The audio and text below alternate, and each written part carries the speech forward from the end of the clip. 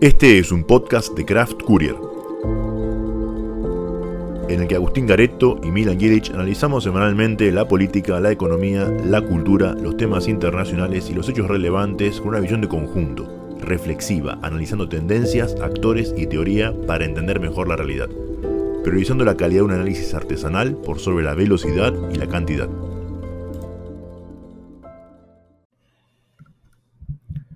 Hola Milan, ¿cómo estás? Hola Agustín, ¿qué tal? Todo bien. Hoy estamos grabando día jueves 14. Mientras estamos grabando esto, el Senado está trabajando, sesionando varios temas del orden del día, pero no es lo más importante, pero sí lo más atractivo para los medios de comunicación, es el tema del DNU. Y este episodio, que va a ser publicado los días viernes como es habitual, está pensado en 3 partes. La primera parte, que vendría a ser un poco la más importante en base a cuestiones más reflexivas, corresponde al tratamiento de ciertos temas que se tocaron en el episodio anterior con el invitado especial, el doctor en historia Luciano de Privitelio, que si no lo escucharon, obviamente recomiendo que lo escuchen. La segunda parte del episodio trata sobre los temas que posteamos en Instagram, básicamente más que lo del Pacto de Mayo, lo de ganancias, fue ahí donde pusimos más el foco. Y el otro posteo de economía, que fue referido al número de inflación, utilización de la capacidad instalada en la industria y también el número de la actividad que nos proporciona la CAME todos los meses, del comercio minorista. Y por último, como tercera parte, mencionaremos temas importantes que sucedieron en la semana, como un tema bastante doloroso, como fue lo del narcotráfico en Rosario y su tratamiento, así como también la apertura, el tratamiento del DNU, que había arrancado hablando de eso, y también la apertura de las importaciones de algunos alimentos. Arrancamos con la primera parte, ¿te parece, Miriam? Dale, aprovecho yo también a recomendar que lo escuchen. Al episodio anterior fue realmente muy interesante y muy reflexivo, por eso decidimos ahora ahondar en algunos temas y como hemos hecho también en otros episodios post invitado, tirar del hilo algunos de los temas centrales y más interesantes que quedaron de esas intervenciones. Sí, sobre el episodio anterior podemos hablar un montón de temas. Hay algunos más importantes que otros y obviamente a algunos les llama más la atención uno que otros. Luciano, cuando se refería a la arena política de este siglo, mencionó al kirchnerismo, que gobernó 12 años de manera dominante y o hegemónica y 4 en formato de coalición con Alberto Fernández a la cabeza. Como otro actor en la arena, mencionó a Milei, al que no lleva ni 100 días, el próximo martes 19 se van a cumplir esos 100 días, y al PRO lo mencionó solo una vez, cuando se refirió a una falta de gestión por parte del oficialismo, y en particular a Macri también lo mencionó una sola vez y muy al pasar, igual que al PRO, cuando trató la idea de populismo como paraguas en la política argentina. Tan al pasar que yo lo tuve que escuchar 2 veces para escuchar que había dicho Macri.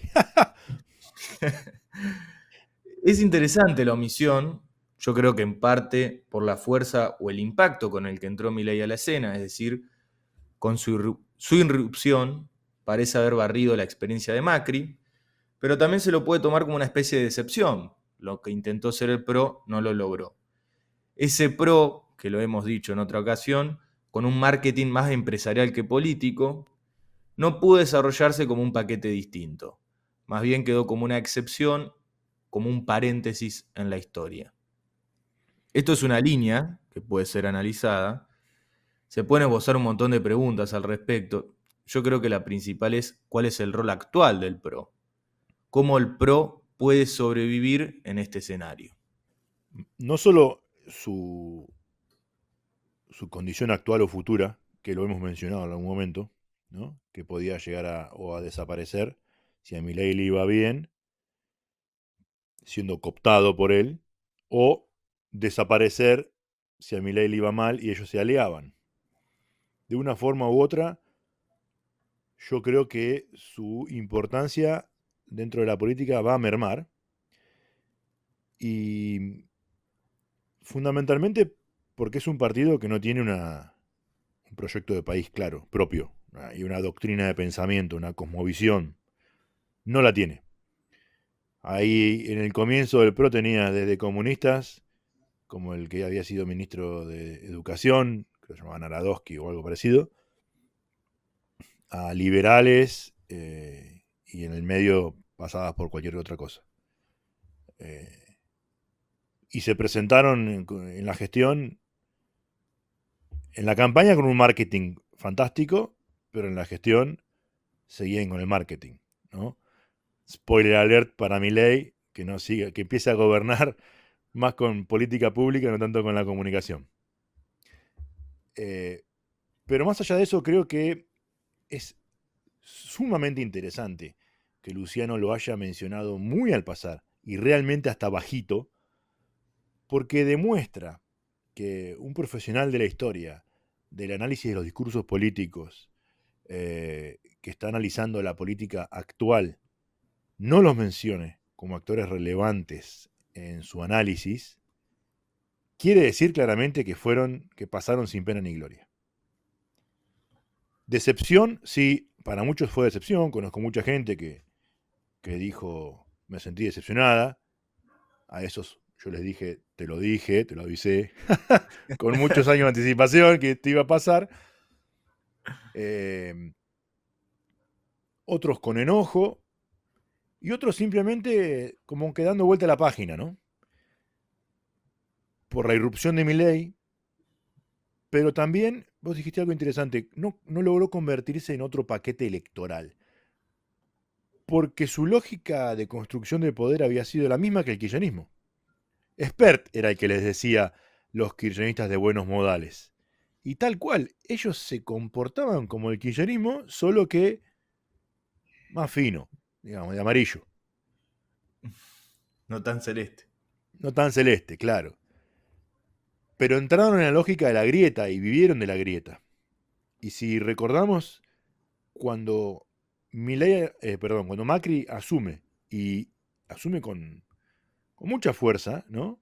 Si bien ganó el balotaje muy cerca, pero asumió y enseguida tomó un impulso grande, sacó el cepo, no se fue el dólar a las nubes, reencauzó algunas cosas, había como un espíritu, una sensación de que se podía llegar a mejorar, esperanza. Decidió, en vez de trabajar en pos de su proyecto político, proyecto de país, lo que sea, levantar al kirchnerismo, volver a ponerlo en el centro del ring a Cristina Kirchner y seguir peleándose y seguir con esa lógica. De vuelta, spoiler alert para Milei, que Macri tenía un montón de poder y podía haber hecho un montón de cosas y se metió ahí en el intríngulis este de la grieta y le fue pésimo, ¿no? Entonces yo creo que por ahí viene la cuestión de que no los haya mencionado. Porque pasaron sin pena ni gloria. Y es muy interesante ver cómo muchos de esos se han reciclado dentro del gobierno actual, ¿no?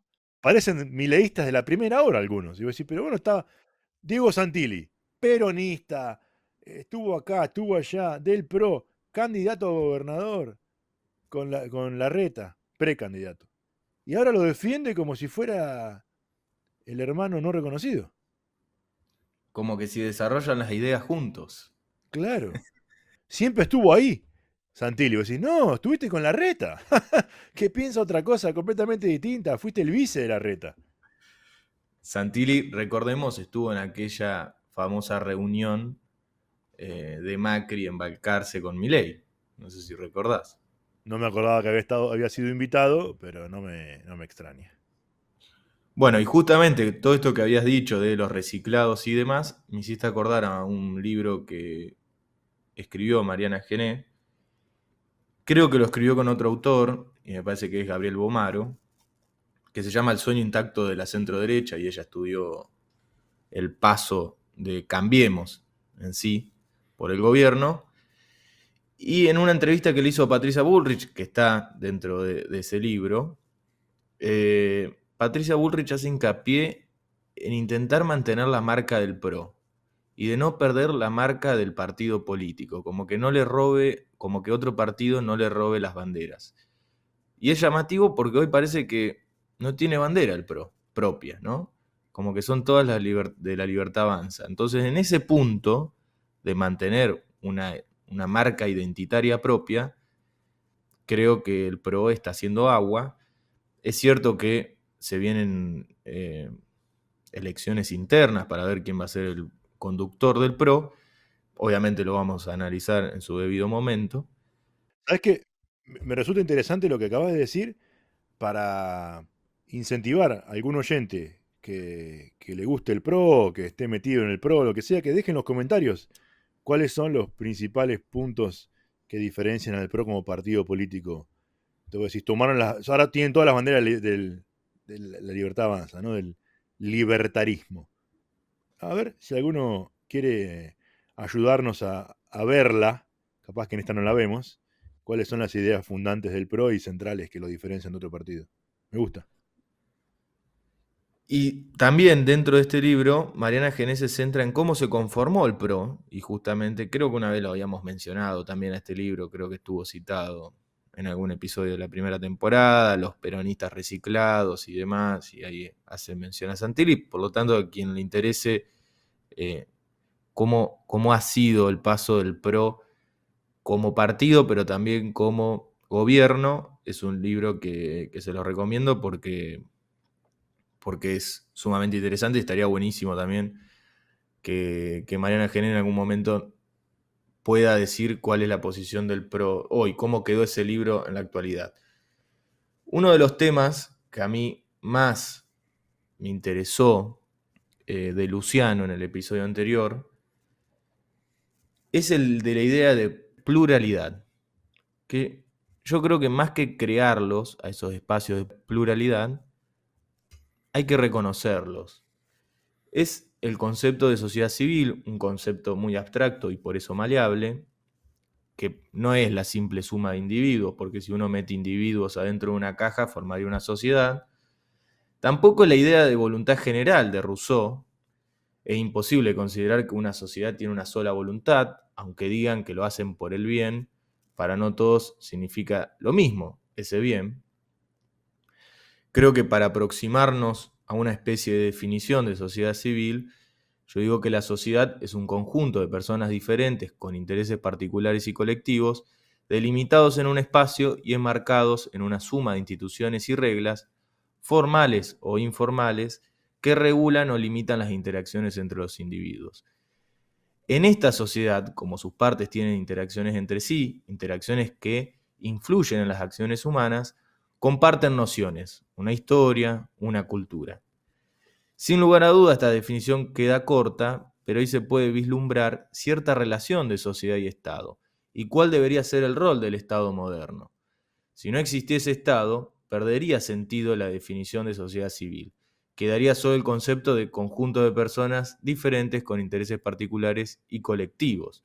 Bueno, vaya a saber uno cómo llevan a cabo dichos intereses. La idea de sociedad orgánica y también la idea de sociedad única, centralizada, fracasaron. Pero fracasaron porque no se pueden desconocer las diferencias entre las personas y los conflictos que genera eso. Con sociedad orgánica me refiero a aquella idea de sociedad que tenían los regímenes totalitarios, el fascismo, el nazismo y el comunismo. Con idea de sociedad única me refiero a las sociedades que los fenómenos de corte populista ven, esta idea de pueblo que esbozó mucho Luciano en el episodio anterior. Y que esta sociedad civil, a su vez, puede ser segmentada o no, y es lo que vimos, o lo que tratamos, mejor dicho, en el episodio número 5 de esta temporada. No solo lo mencionó Luciano, citamos en ese episodio anterior a Ernesto Laclau, que es como el gran cerebro del populismo, que hasta describe cuál es la fórmula del populista para formar ese pueblo, ¿no?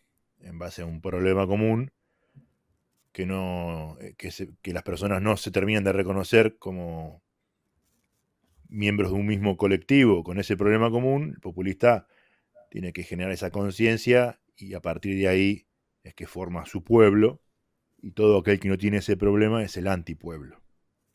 Algo de eso hablamos en el episodio con Luciano, y es un elemento importante, ¿no? Esto de que vos mencionabas de la sociedad plural y del tipo de la sociedad civil.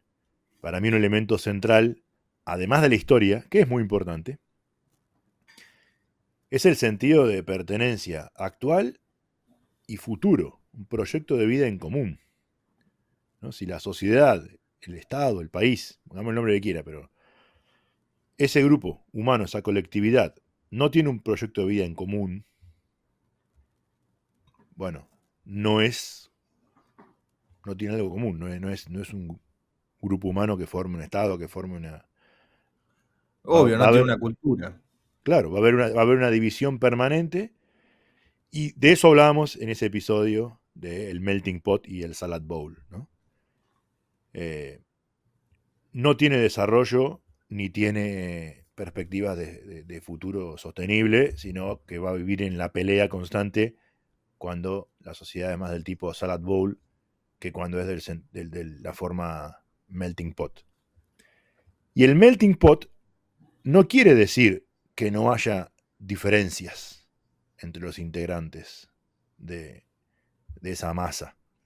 Y a eso hacía referencia Luciano cuando hablaba de la pluralidad. Citamos también a Sarmiento, que era un gran impulsor de una sociedad plural, pero no por eso que no tuviera un norte común y que fuera el Estado el principal impulsor de ese norte.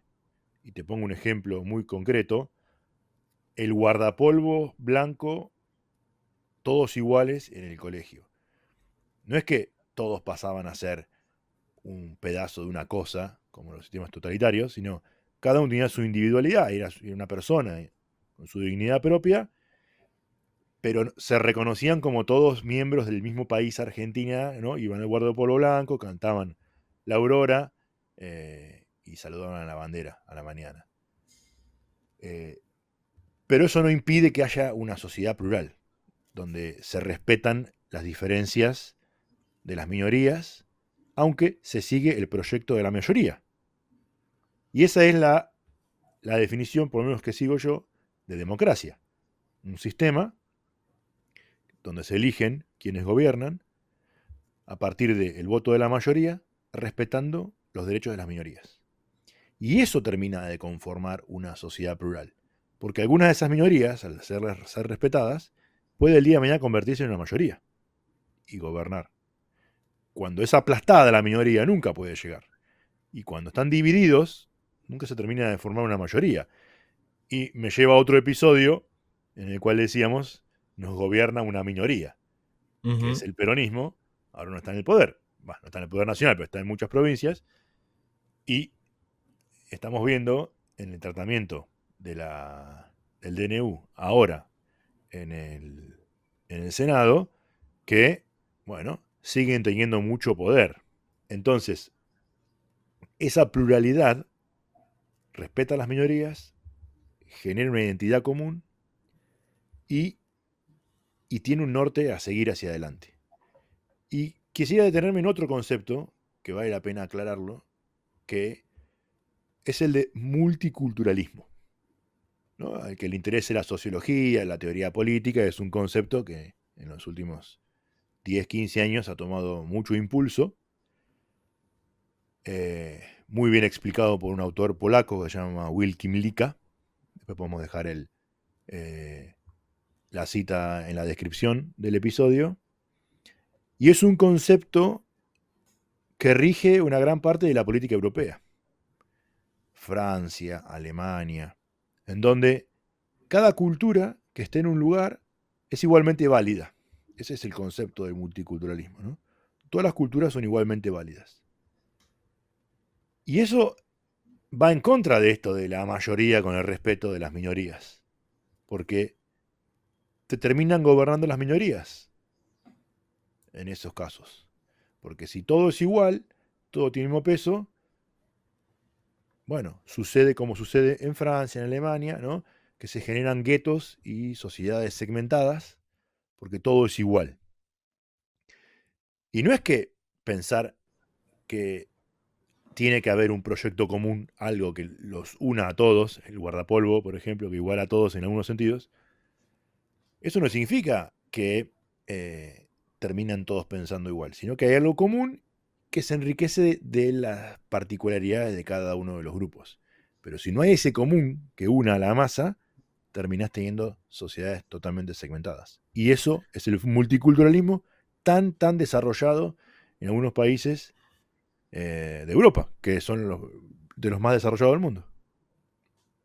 Y justamente cuando tocas este tema del guardapolvo, que es un ejemplo más palpable del abstracto de decir del institucionalismo que hay en Sarmiento, que es un Sí, tema sumamente interesante porque Sarmiento, que era liberal del siglo XIX, eso también hay que entenderlo, pero con la idea de que las instituciones tienen que existir y que tienen un rol preponderante en la sociedad, justamente con lo que había dicho de la definición, ¿no? Que regulan o limitan las interacciones entre los individuos y que justamente, como vos le decís, le aportan un norte o un marco en el cual continuar. sí. Y déjame decir una cosa de otro decimonónico, Alexis de Tocqueville, que escribió eh, en la década de 1830, cuando hace su estudio de por qué funciona tan bien la democracia en Estados Unidos, una de las cosas principales que encontró de las fortalezas que tenía Estados Unidos para que en ese país la democracia funcionara tan bien, era el desarrollo de las sociedades intermedias y voluntarias, donde las personas se agrupan voluntariamente por diferentes temas. No sé, la sociedad de fútbol, la sociedad de comerciantes, la sociedad italiana en Estados Unidos. Bueno, esas sociedades voluntarias generan, dice Tocqueville, un contrapeso y un colchón para que los gobernantes tiendan a la tiranía o la dictadura. Porque cuanto más desarrollados están esas instituciones intermedias, más difícil le resulta a un gobernante irse a los extremos. Entonces, la democracia puede funcionar mejor cuanto mejor están desarrolladas esas sociedades, que son las que constituyen la unión de personas dentro de ese estado, de la sociedad completa, ¿no? Y fíjate, ¿no? Cómo ya entonces veían que esa era una fortaleza para el desarrollo de la democracia y para el desarrollo de una sociedad que avance. Y también hay que decir que Tocqueville en ese momento donde escribe, obviamente el francés, venía de una nación donde justamente todo lo que se interponía entre el ciudadano y el gobernante no podía existir. Esa idea revolucionaria de que, bueno, como lo habíamos mencionado de Rousseau, ¿no? La voluntad general. Entonces no pueden haber cuerpos intermedios. Solo los cuerpos intermedios estaban mal vistos y se formaban mediante otras formas. Partidos, pero no eran partidos políticos como lo fueron, no sé, la socialdemocracia alemana, el Partido Socialdemócrata Alemán o los partidos de ahora, ¿no? Eran partidos que literal eran capaz que 20, 30 tipos que leían el mismo diario, se juntaban en un bar y compartían las ideas. Pero los cuerpos intermedios en Francia estaban muy mal vistos, producto por la idea revolucionaria a la cual por ahí hacíamos juego en el episodio anterior, por si no se llegó a entender. Bueno, qué pasó en la Revolución Francesa? Justamente esa idea de que todos somos uno y todos tenemos la misma idea y no es así.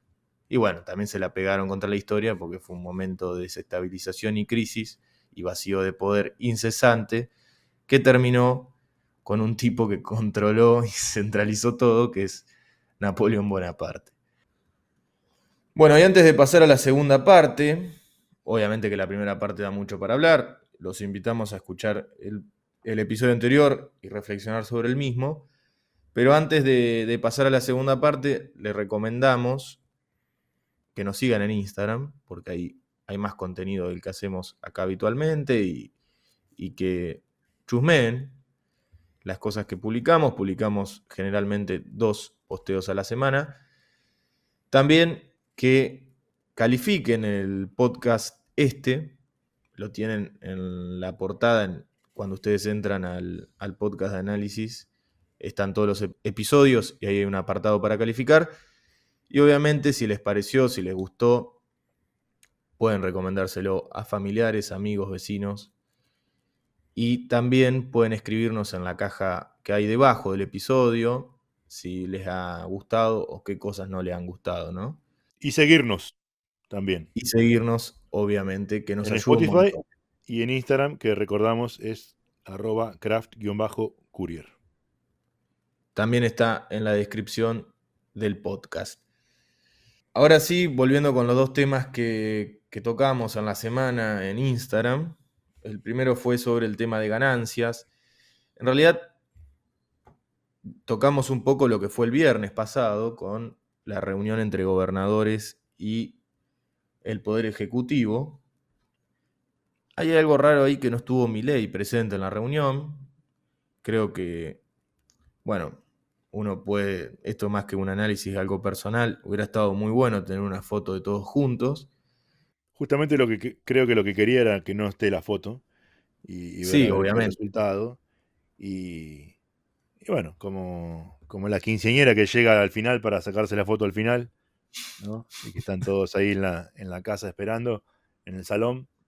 Bueno, está bien, es el juego, es el presidente, puede jugar a ese juego un poquito, no está mal. Sí, son sus estrategias de comunicación y de qué quiere mostrarle a la sociedad. Pero bueno, los representantes del Poder Ejecutivo fue el ministro del Interior, Guillermo Franco, y el jefe de gabinete, Pose.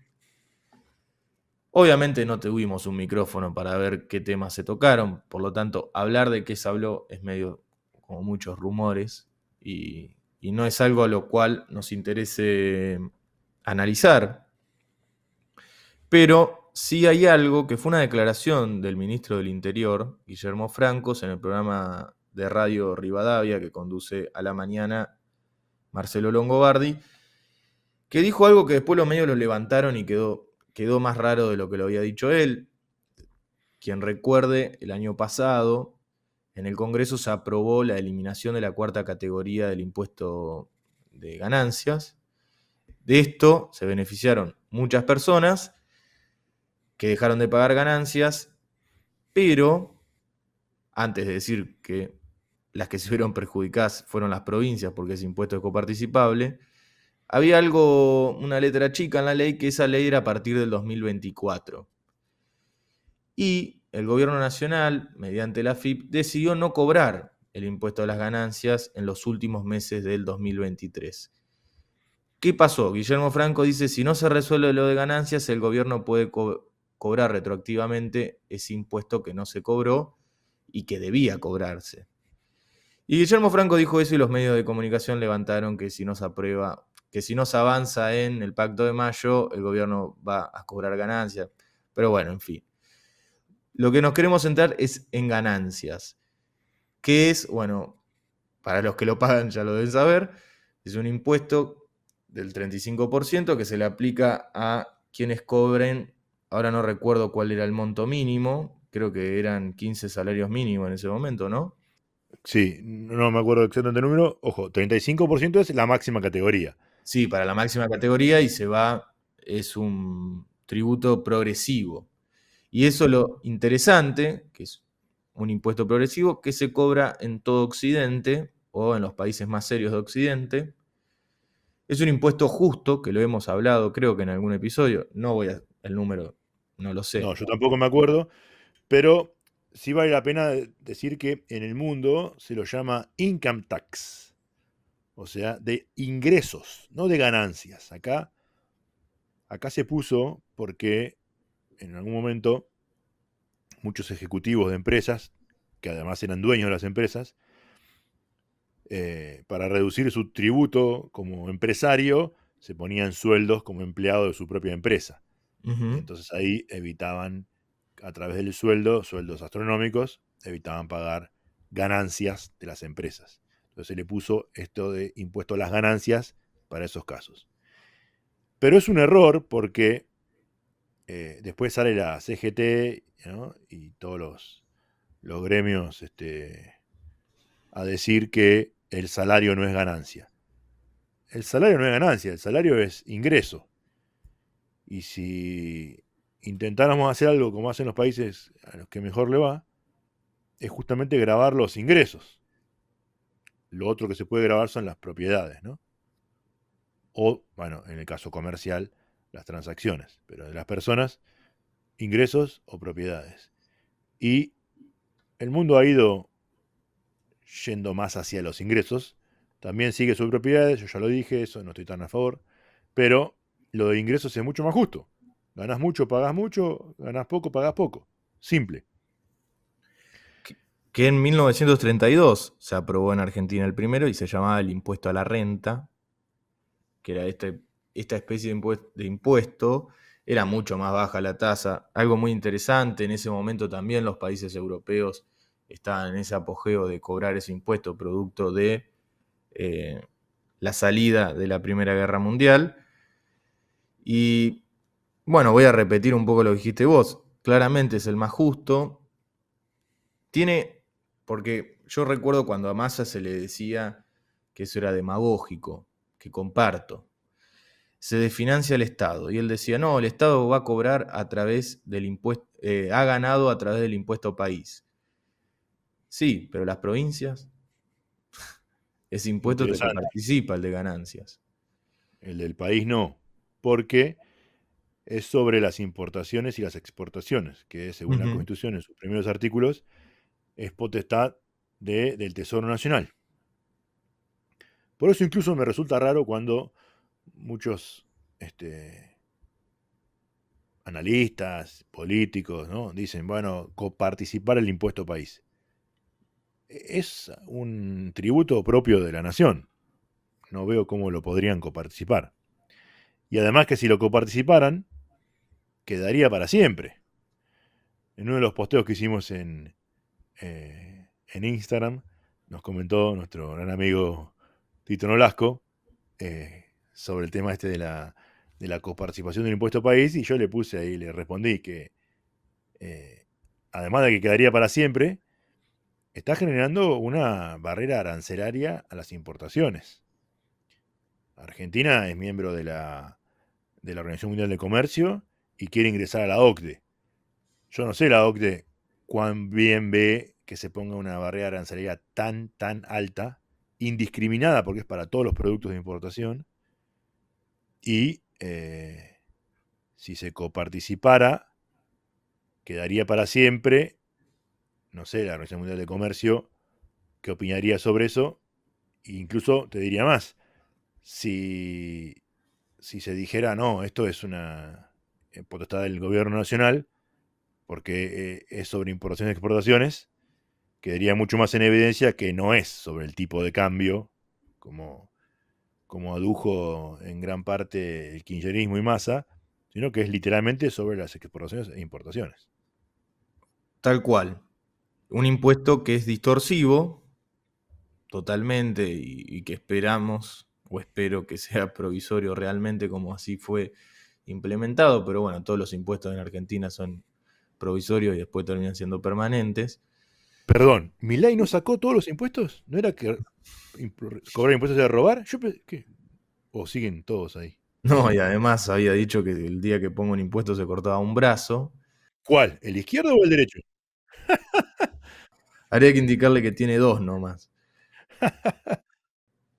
Pero volviendo con lo de ganancias, y sin dejar de lado, analizar más el punto de vista político de ganancias, que claramente hoy no lo paga la cuarta categoría, son muy pocos los que pagan hoy el impuesto a las ganancias. ¿Quién paga el costo político? Y yo no lo hemos hablado en off, no lo quiero poner como en la misma comparación, porque son dos cosas distintas.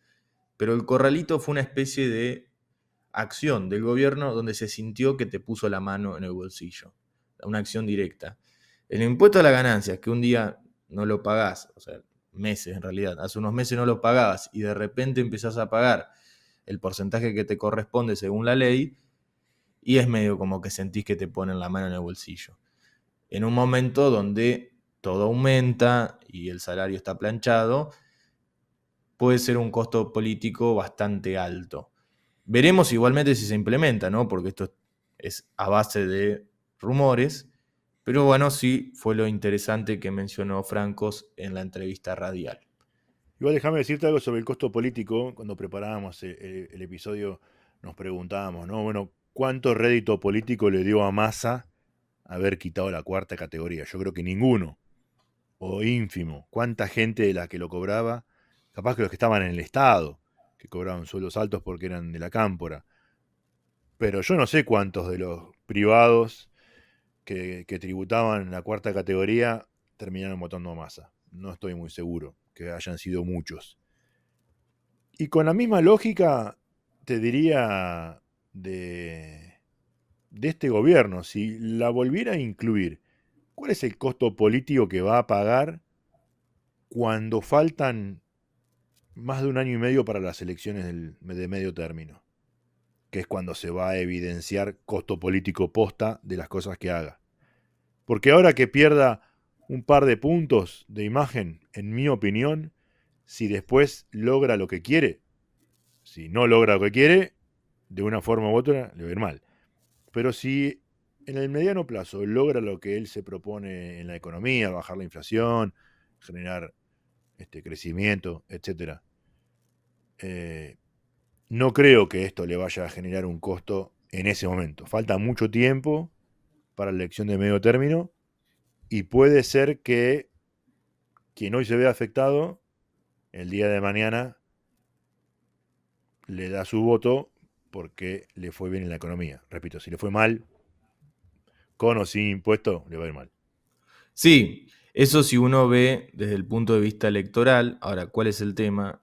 A mi criterio de por qué es un costo político que el gobierno seguro lo está analizando, es que así habías arrancado un poco, no arrancado, pero sí muy al principio del episodio, que Milei aún sigue en campaña, o esa estrategia de ir en campaña, esa estrategia de comunicación y demás. Él está en campaña constantemente y supongo que está mirando continuamente su imagen en la opinión pública. Y claramente, si genera algo, puede generar una crisis pequeña o mediana en su imagen eh, pública. Y también para alguien que diga justamente que cobrar impuestos era robar y que supuestamente la pata del Estado, que no tiene que existir, que el gasto iba a caer sobre la política, que lo sigue repitiendo y le echa la culpa a los economistas que no hacen bien las cuentas, salir a decir, metimos ganancias y es medio una contradicción, pero bueno, pasa en la política, no es algo Ese es que no el pase. problema de hacer política con las anteojeras de la ideología. Ahí que que lo resuelva él y, como dijimos, bueno, que empiece a hacer política pública y menos comunicación. Yo le recomendaría que si considera que está bien, que lo ponga y que se la banque y que después vea los resultados que tiene de política pública. Si solo va a mirar por el espejito retrovisor a ver cómo le da la imagen positiva, no nos va a ir bien. Y justamente sobre números, también hicimos la siguiente publicación del día miércoles, en el cual tratamos inflación y otros números más. Sí, todos datos que se dieron a conocer en los últimos días, el dato de inflación del 13,2%, el uso de la capacidad instalada industrial, que fue de 54,6, 10 puntos menos de lo que venía siendo en octubre, bastante, había sido 66,4, más de 10 puntos de diferencia y casi 10 puntos respecto de lo que fue enero del 23. Eso muestra claramente la desaceleración de la economía y si lo comparamos con el dato que da CAME de las ventas minoristas, también el número de CAME sigue dando muy bajo, un poquito menos que el mes pasado. En enero había dado 28,5 de caída y ahora fue 25,5 interanual de caída, que es un montón, es un poquito menos, pero es un montón, y eso muestra, ¿no?, el deterioro de la economía y la recesión en la que estamos. que todos los que escuchan se darán cuenta por su vida real, no hace falta que le digan en números, cómo se vende menos, se compran menos servicios, menos productos, vas a un negocio y casi no hay nadie comprando. La parte positiva, porque todo tiene algo de positivo de lo de la capacidad instalada, es que lo mismo que le pasó a Néstor Kirchner cuando asumió, si las cosas se hacen más o menos bien, hay una gran capacidad de recuperación muy rápida y de crecimiento de la economía. De hecho, si pensamos que en octubre estaba al 66, la capacidad instalada puede funcionar al 70 y pico, 80. Más de eso es más difícil por un montón de cuestiones técnicas, de mantenimiento, de reserva, etcétera, pero hay como 20 puntos para crecer fácilmente de recuperación de capacidad instalada sin invertir. Lo que te da crecimiento real de largo plazo es la inversión. Pero bueno, para llegar a ese punto tenés un margen, si se hacen las cosas bien, para crecer muy rápido y mucho. Esa es la parte positiva. Sí, que es muy interesante. Veamos a ver si le va como a Néstor. Néstor tuvo esa suerte y tuvo otras más, con el peso de las commodities. Después ellos creyeron que era un modelo económico y que iba a funcionar para siempre y se la pegaron contra la realidad. Lo que dije antes, gobernar con las anteojeras de la ideología. Tal cual. Esos fueron los dos temas y obviamente vamos a seguir tocando temas en Instagram y también los vamos a tratar con un poco más de profundidad en los episodios semanales que subimos los viernes. Reitero, en @craft_courier nos pueden seguir. Después surgieron temas interesantes en la semana, de los cuales vamos a hacer mención, no tanto tratarlos, por una cuestión del poco espacio temporal que hubo con ellos. Creo que el que dedica mucho más tiempo para tratar es la cuestión del narcotráfico, que hay que aclarar, el narcotráfico no existe de hace 2 semanas. En Santa Fe, en el Gran Buenos Aires y en un montón de lados, lo pueden, quienes viven allí lo saben muy bien. Yo particularmente vengo de la ciudad de Santa Fe, no de la ciudad de Rosario, pero bueno, vivimos un poco la estela del narcotráfico y que vamos a ver cómo el gobierno nacional y el gobierno provincial, y ahora también los gobiernos provinciales, porque hay cierta cooperación entre, primero como un mensaje de ayuda, después Kicillof mandó un par de efectivos a Rosario. Vamos a ver cómo sigue esta cuestión, que dicho sea de paso, en el tratamiento jueves 14, que es en el momento que estamos grabando, se ha hablado mucho entre los senadores de esta cuestión del narcoterrorismo, este concepto que entró en vigencia a partir de los asesinatos que ocurrieron en Rosario a personas que no tienen nada que ver con la cuestión del narcotráfico, que es un tema y un concepto con lo cual en un otro episodio le vamos a dar un poco más de impronta y de análisis.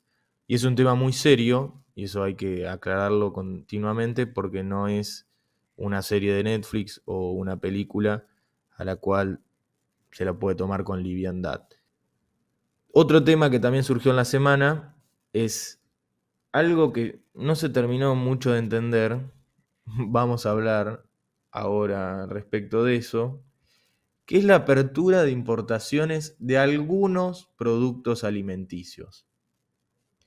Y es algo que no terminé de entender, primero porque no he encontrado ninguna resolución, ningún decreto donde establezca cuáles son los productos que van a tener este beneficio, por así decirlo, o esta posibilidad.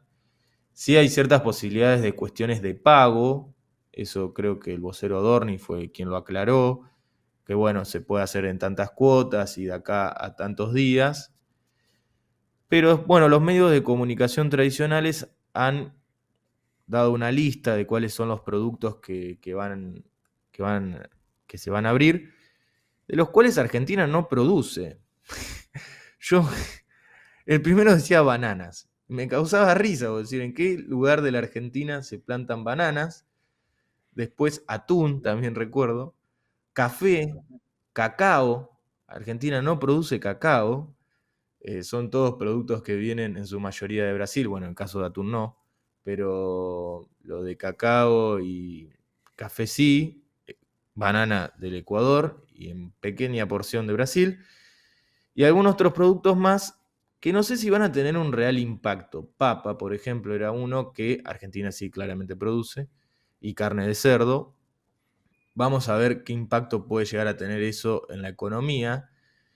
La Unión Industrial Argentina se ha pronunciado en contra al respecto de esto, porque, bueno, se presume que una apertura indiscriminada, entre comillas, indiscriminada, de estos productos afecta a las pymes nacionales porque no están en condiciones de competir, y a eso agregarle la situación económica que hace unos minutos habías mencionado vos, Milan. Si lo tuviéramos acá al panelista Javier Milei, diría que se adapten las empresas a la competencia y si tiene que perecer alguna, que perezca. Eso decía el comentarista, el panelista Javier Milei en los programas a los que frecuentaba años anteriores. Ahora no sabemos del todo qué piensa, primero porque, como dijiste, la norma por lo menos no la hemos encontrado, buscando muy profundamente, y nos gusta hablar sobre normas en concreto, no sobre dichos. Y segundo porque las importaciones no están abiertas al 100% a cualquier cosa, que es lo que es su dogma.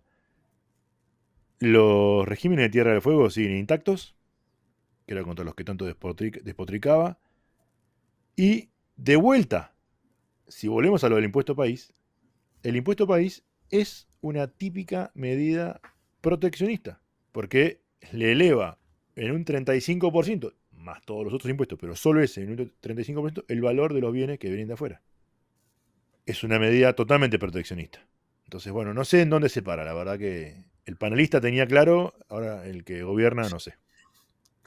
Y haciendo aclaración, ahora que recordé, el tema de importaciones, porque si uno se analiza la balanza comercial mensual, que fue positiva, o sea, con superávit, la de diciembre y la de enero, si uno entraba a ver realmente los números, hubo más exportaciones, más que nada por la devaluación, pero también hubo bajas en las importaciones, hay cosas que se dejaron de comprar.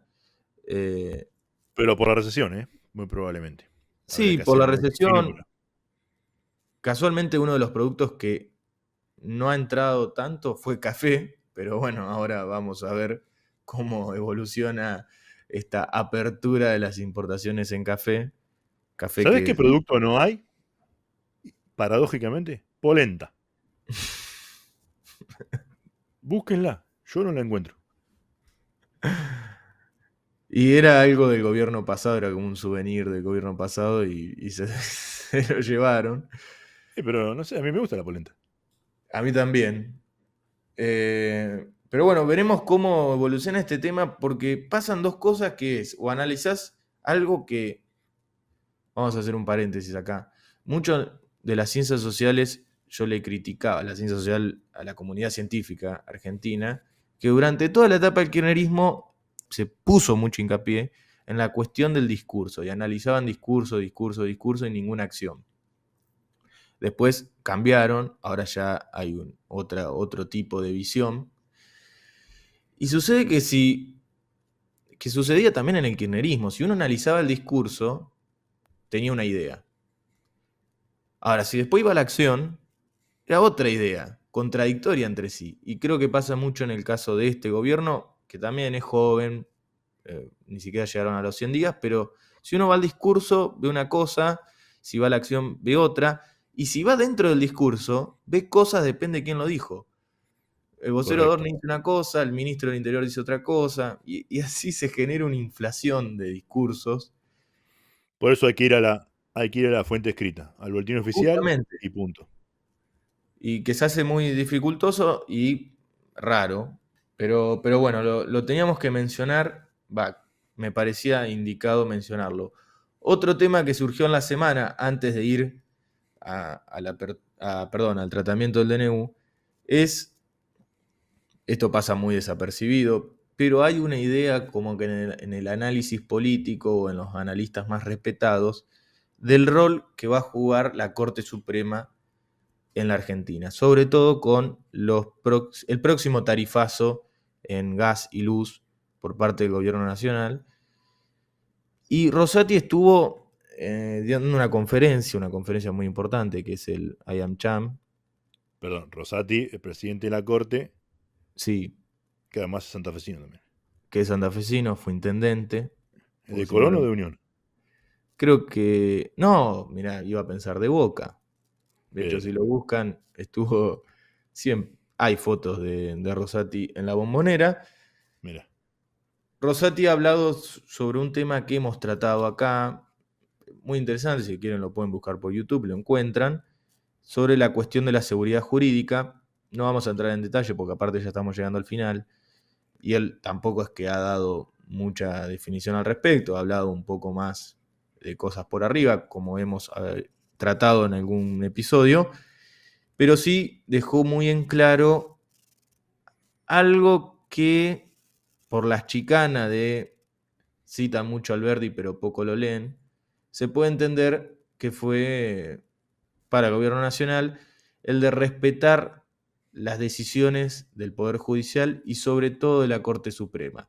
Y que si se avasalla eso, en consonancia con la cuestión de la seguridad jurídica, choca o daña la seguridad jurídica existente. Vamos a ver, y es una persona a la cual hay que tener en el radar claramente, en el análisis y en el foco a Horacio Rosati, que bueno, fue una definición que va más o menos en cadena con las cosas que ya ha dicho anteriormente, porque él, más allá de que es profesor de Derecho Constitucional, es una de las personas que más sabe de constitucionalismo en Argentina, por lo menos en el ámbito académico, y eso hay que reconocerlo claramente.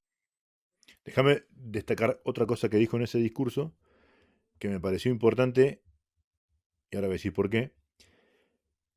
Él dijo, cuando hay ciertas medidas que exceden un, un número, una amplitud, ya la resolución de ese problema es político y no judicial.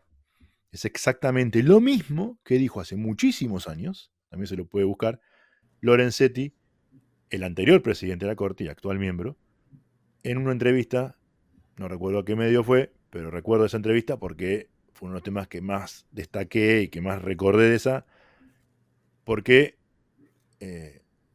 y tiene mucha razón ambos, ¿no? Cuando el problema excede un número, la justicia no puede fallar 46 millones de veces para cada uno de nosotros. Es para casos particulares. Cuando excede es un problema político y ahí es la política que tiene que ponerse de acuerdo. Es muy probable, como decís, que en cuestiones de tarifas y demás pueda fallar. Pero después hay cosas que la Corte seguramente va a dejar que la política lo resuelva. Para un lado o para otro. Y es que tiene que ser así realmente en un país normal, ¿no? Yo ahora lo recuerdo bien, se me había escapado, él lo ha mencionado y ha mencionado como esa facilidad que tiene la política, que cuando no puede resolver un problema entre sí, los actores de la arena política lo meten rápidamente a la Corte Suprema, como que si es la última batalla. Después el fallo de la Corte Suprema mucho no les interesa, pero hay una tensión ahí y que vamos a ver también si en este gobierno llega a suceder, porque si uno recuerda en la campaña de Javier Milei, él era como que la justicia es independiente, va a tener su presupuesto independiente, se va a manejar y nosotros no nos vamos a meter, y vamos a ver cómo le va, ¿no? Esperemos. Aparte, y eso hay que aclararlo, Rosati no solo es el presidente de la Corte Suprema, sino que también es político, ¿no? Y se Sí, dedicó toda la fue vida a ser. el ministro de Justicia de Néstor Kirchner en su primera Sí, presidencia. y después de eso sí arrancó su carrera judicial. Ujú. El otro tema, lamentablemente, no llegamos, se ve que vamos más rápido que ellos, es algo que es muy raro, porque es rarísimo, rarísimo por quién lo manda, que es el tratamiento del DNU de Javier Milei. Yo sé que para el análisis obviamente hay que tener un resultado, que es el resultado de la votación, que hay que aclarar que lo que pase hoy no por eso se tumba el DNU, porque en caso de que se rechace, después se tiene que pronunciar la Cámara de Diputados. Sí pasó algo que fue, bueno, la votación de posponer por 2 semanas el tratamiento y perdieron, no sé si 41-30 o Sí, 40-31. 41 a 41-30. 30. Que si ese resultado en algunas horas mientras estamos grabando debería votarse, claramente se le daría, el Senado se pronunciaría como rechazo al DNU. Pero bueno, volviendo a lo de antes, es raro porque fue quien lo puso en la orden del día la vicepresidente, que obviamente es del partido del partido oficialista, es del oficialismo, que yo no sé si es un poco de una jugada política, de una estrategia personal de ella, o es un gol en contra. Mira, ahí lo que decíamos antes del boletín oficial. Es muy difícil saber el móvil por el cual hacen algunas cosas, porque no estás ahí, no hablas con ellos, eh, son puras especulaciones. Ni siquiera me quiero guiar por lo que dicen algunos medios tradicionales, que no, porque están peleados con este, porque fue una jugada que la llamó, que le dijo. No me interesa, porque incomprobable todo eso. La realidad es que lo llevó y ya nomás en la primera oportunidad le pusieron el voto en contra y hay que ver cómo sale. Si sale negativo, bueno, ahí veremos a ver qué consecuencias trae eso. Y si sale positivo, también, porque habrá sido una jugada favorable. Eh, pero como decís vos, claramente hay que destacar que ella lo introdujo en el temario, siendo que podría haberlo evitado o haber pospuesto un tiempo más.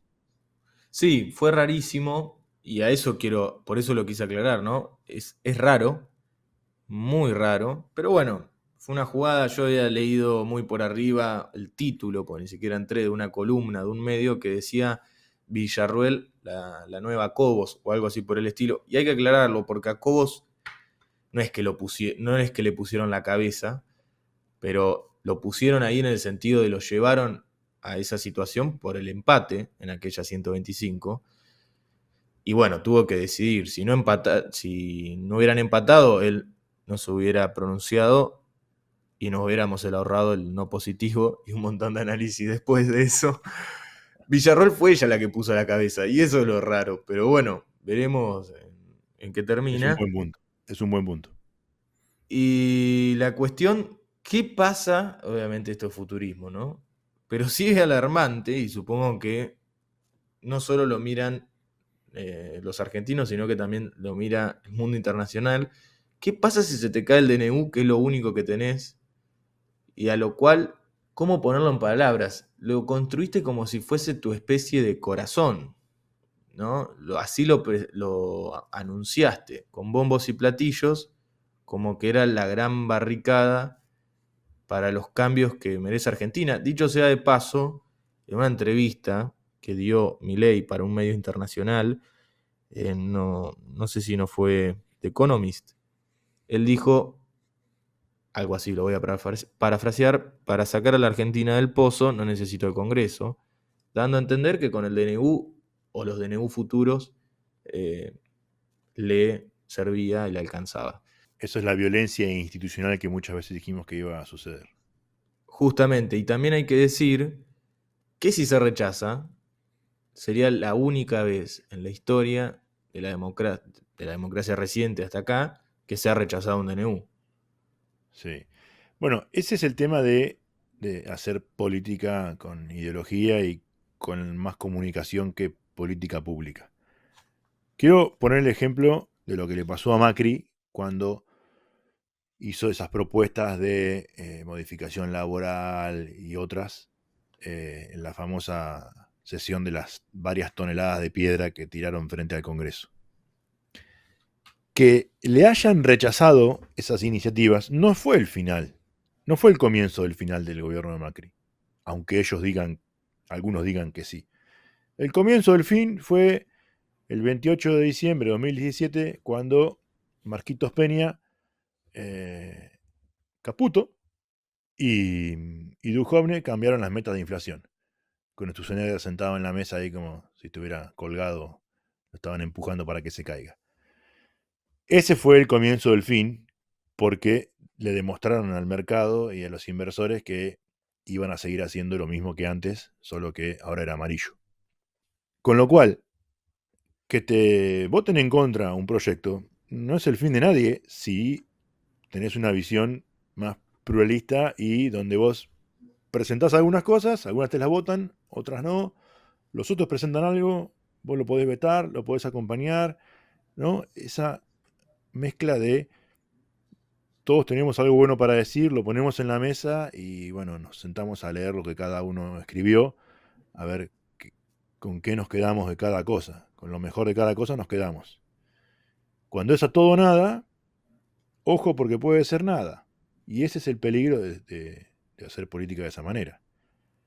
Entonces, en una situación normal, si el DNU fue rechazado, no pasa nada. Vuelven a presentar los proyectos por partes, los debaten, algunos los aprueban, algunos no los aprueban.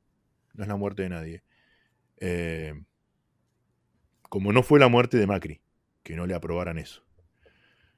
Ese es un buen ejemplo, creo. Ahora, si vos lo presentás como todo o nada, bueno. Una de las cosas que recomiendo, que yo mucho no hago, pero sé que muchos hacen, seguir Twitter esta noche a ver qué dice Milei con el resultado de la votación. Porque, bueno, política pública es la que se vota o la que se implementa, no la que se tuitea. Y me diste justo el pie, pero les voy a deber el número, quizás vos lo recordás, porque dijiste, bueno, aquellas toneladas de piedras no fueron la muerte de Macri, la 125 no fue la muerte del kirchnerismo, pero en la política de la pelea, ahí me entró cuál fue el episodio, habíamos tratado el reaccionarismo del kirchnerismo post, fue el episodio número 9, post 125, ¿no? Que pasaron un montón de cosas, no solamente, yo creo que en ese habíamos mencionado lo de Clarín y una especie de reaccionarismo por parte del kirchnerismo, pero después cuando pasa el tiempo, casualmente después cuando pierde Néstor también las legislativas, aparece el famoso potenciar trabajo, tenía otro nombre, no recuerdo ahora con cuál había entrado, Argentina Trabaja o algo por el estilo, donde fue también un castigo para los intendentes oficialistas del Gran Buenos Aires. Entonces, esto puede, como dijiste, exacerbar la retórica y las acciones del gobierno nacional.